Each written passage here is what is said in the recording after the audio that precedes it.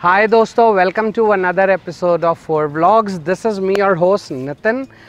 तो गाइज़, एक सवाल जो टाइम एंड अगेन मुझसे लोग पूछते रहे हैं, चाहे वो मीटियोर 350 के लिए हो, चाहे सुपर मीटियोर 650 के लिए हो, चाहे हंटर के लिए हो, चाहे हिमालयन के लिए हो, चाहे क्लासिक के लिए हो और चाहे इंटरसेप्टर के लिए हो, वो ये कि भैया ये साइलेंसर में से आवाज़ क्यों आती है। अब कैसी आवाज़ आती है और ज़रा आपको दिखाता हूँ। तो अब यहाँ पे गौर से सुनिएगा आवाज़ को।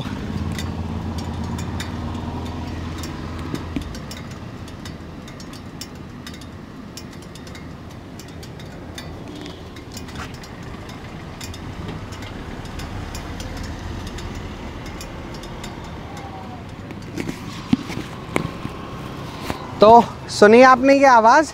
तो आज इस आवाज़ के ऊपर करते हैं पूरी बात। और ये सिर्फ एक जगह से नहीं आती है, बेंड पाइप से भी आती है, साइलेंसर से भी आती है। तो ये आवाज़ है क्या चीज़ और ये क्यों आती है? क्योंकि बहुत अनोइंग होता है जब आप गाड़ी रोकते हो और चट चट चट चट चट चट लगातार आती है। और मज़ेदार बात बताऊं, अगर ये गाड़ी ठंडी हो और आप इस एग्जॉस्ट को या बेंड पाइप को निकाल के ऐसे करके हिलाओगे तो कोई आवाज़ नहीं आएगी। तो आज करते हैं इसी के ऊपर पूरी बात। लेकिन उससे पहले जिन्होंने चैनल सब्सक्राइब नहीं करा है, चैनल सब्सक्राइब कर लीजिए। वीडियो अच्छी लगे तो लाइक और शेयर ज़रूर कीजिएगा। तो आइए शुरू करते हैं।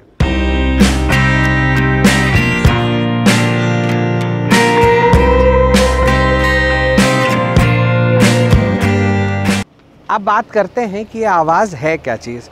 तो देखिए क्या होता है, ये आवाज़ कभी भी आपको ठंडी गाड़ी में नहीं आएगी। मतलब अगर अभी गाड़ी ठंडी हो जाए तो ये आवाज़ नहीं आएगी। लेकिन अगर ये गाड़ी अभी 10, 20, 30, 40 किलोमीटर चल जाए तो गर्म होगी तो ये आवाज़ आएगी। आपको ऐसा लगेगा कि अंदर कुछ लड़ रहा है, अंदर कुछ ढीला है, कोई जाली खुल गई है। और ये आवाज़ जब आप बाइक बंद करोगे तब आपको बहुत डिस्टिंक्टली पता चलेगी, चट चट चट चट चट।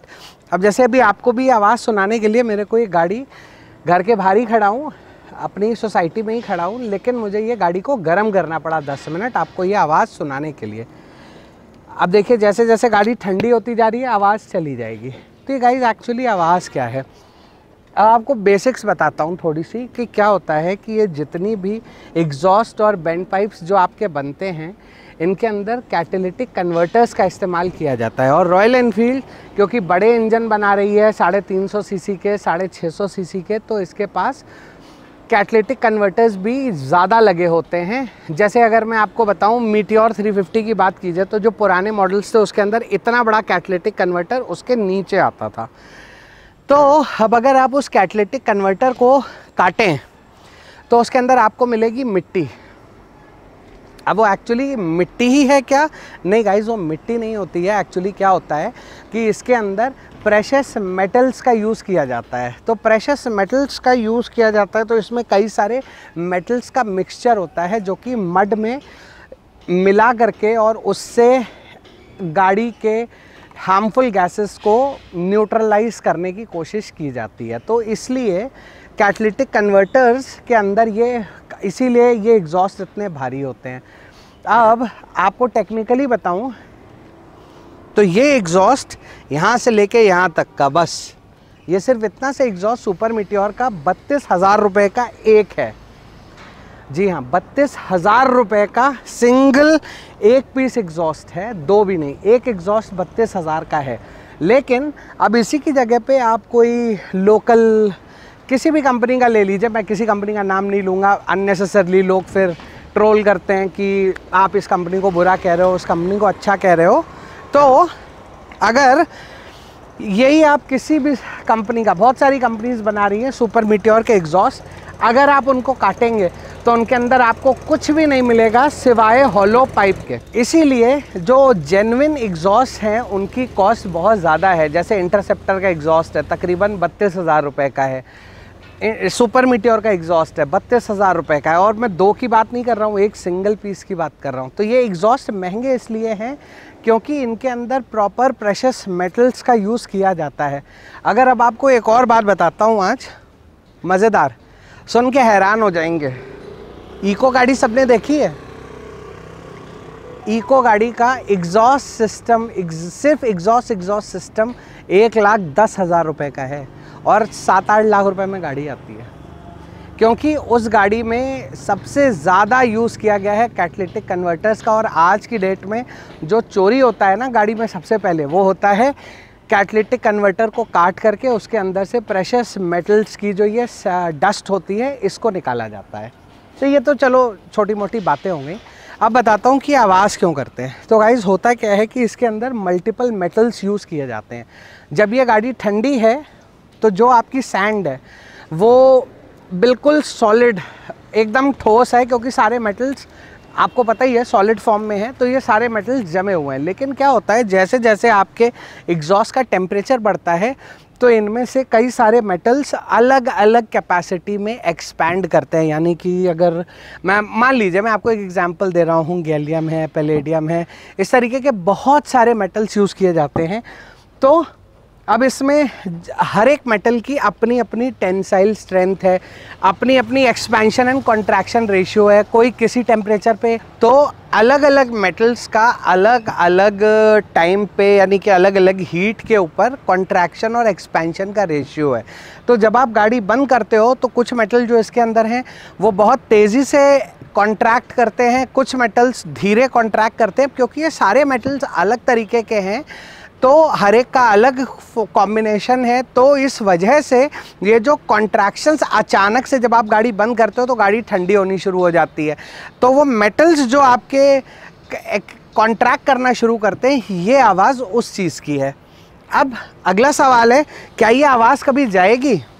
तो गाइस जनरली क्या होता है कि तकरीबन 5-5.5 हज़ार किलोमीटर चलने के बाद आपकी गाड़ी में से ये आवाज़ आनी बंद हो जाएगी। जैसे मैं जब सुपर मिटियोर बिल्कुल ब्रांड न्यू लेके आया था तो सिर्फ एक बार स्टार्ट करके बंद कर दूं तो आवाज़ इतनी ज़्यादा आती थी कि आप 10 मिनट तक सुनते रहो, कड़क कड़क कड़क कट कट कट कट कड़क कड़क कड़क। लेकिन अब ये आवाज़ नहीं आती। सिमिलरली जैसे जैसे आपका ये टाइम पीरियड बढ़ता चला जाएगा, मतलब 5-6 हज़ार किलोमीटर गाड़ी चल जाएगी, तो जो मेटल्स का भी एक अपना कॉन्ट्रैक्शन एक्सपेंशन का फॉर्मूला होता है, तो वो एक्सपेंशन कॉन्ट्रैक्शन कम ज़्यादा होता चला जाएगा और एक टाइम ऐसा आ जाएगा कि ये बिल्कुल सेट हो जाएगा।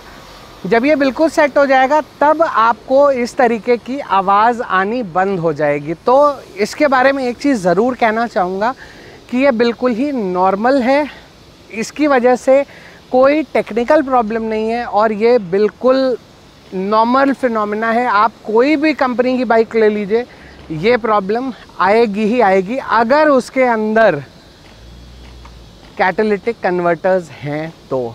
हाँ, अगर आप कोई लोकल एग्जॉस्ट लगा लीजिए 500, 1000, 2000, 5000, 10,000 वाला, उसमें बिल्कुल नहीं आएगी, क्योंकि उसमें सिर्फ स्टील का पाइप है, वो क्या एक्सपैंड करेगा और क्या कॉन्ट्रैक्ट करेगा। ये बिल्कुल ही एक नॉर्मल फॉर्मूला है, इसमें कोई भी ऐसी समस्या वाली बात नहीं है कि आप अगर करते हैं इसको तो कोई भी दिक्कत आएगी या कुछ आएगा। तो ये 5-6 हज़ार किलोमीटर बाद अपने आप ये प्रॉब्लम जो है आपकी सॉर्ट आउट हो जाएगी और आपको इसके बाद फिर ये दिक्कत का सामना नहीं करना पड़ेगा। तो उम्मीद करता हूँ कि आपके इस सवाल का जवाब कि क्या ये कैटालिटिक कन्वर्टर की आवाज़ है, क्या ये साइलेंसर के अंदर कुछ ढीला है या कुछ और प्रॉब्लम है, तो ये ऐसी कोई भी प्रॉब्लम नहीं है। उम्मीद करता हूँ कि आपका आज के सवालों का जवाब आपको मिल गया होगा। अगर मिल गया होगा तो वीडियो को लाइक और शेयर ज़रूर कीजिएगा और हमें अपनी कमेंट करके अपनी वैल्यूएबल राय, सजेशन और क्वेश्चन ज़रूर पुट ऑन कीजिएगा। कोशिश करेंगे कि आपके सवालों के जवाब दे सकें या फिर कोई व्लॉग ज़रूर बनाएं। So with this note, this is me Nitin signing off from 4 vlogs for the day. मिलेंगे आपसे बहुत जल्दी एक और नए वीडियो में। Till then stay tuned, stay safe, stay secure. Good bye.